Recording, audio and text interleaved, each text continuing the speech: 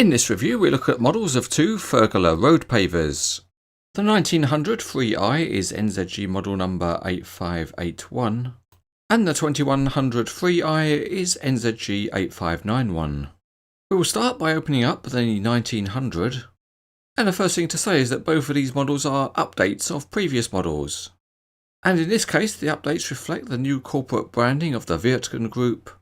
And this new branding and these models were introduced at the Pavers exhibition in 2016. Once the 1900 is out of the box, there's a small bit of packaging to remove and also an elastic band. One thing that's very good, and it's included with the model, is this reprint of the brochure for the real machine. It's got lots of good details and photos, and the brochure also includes some technical stuff about the real machine. Moving on to the Super 2100, and it comes in a much bigger box. It's also nicely presented with the model held between a couple of expanded polystyrene trays, and it also includes a reprint of the brochure for the real machine, and it's quite large with many pages. If we lift the lid we can take the model out, except you can't take the model out because it's held in place with a twist tie into the bottom tray. For both models there is no assembly to do because they are both complete out of the box.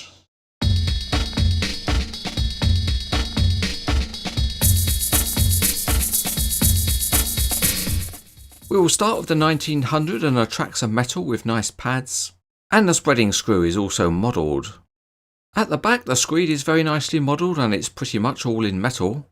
At the front the hopper sides are metal and there are rollers for engaging a tipper truck, and small warning graphics add detail.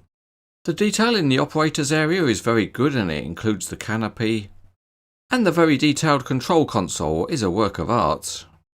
The very high detail continues with the control console at the end of the screed. The 2100 is a larger model because it comes equipped with a full width screed, and it's impressive with lots of detail and metal handrails. Apart from the screed length, most of the other details on this model are the same as on the 1900, and that includes the very detailed controls.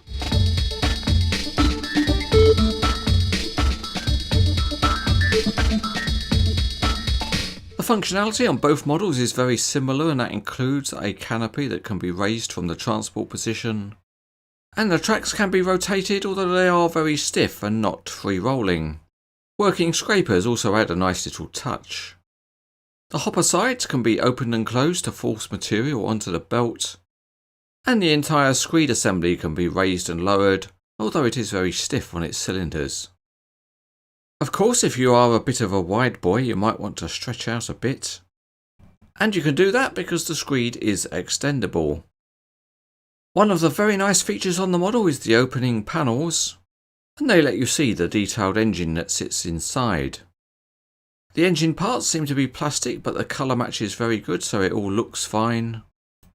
And overall this particular aspect of these models has been implemented really well.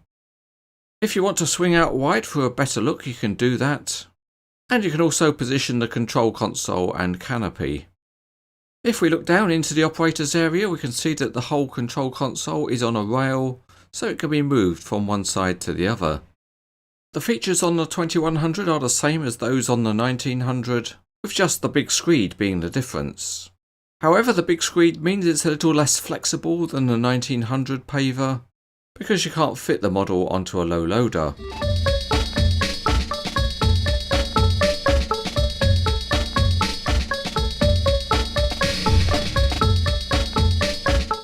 These are two very high quality Vögele paver models by NZG.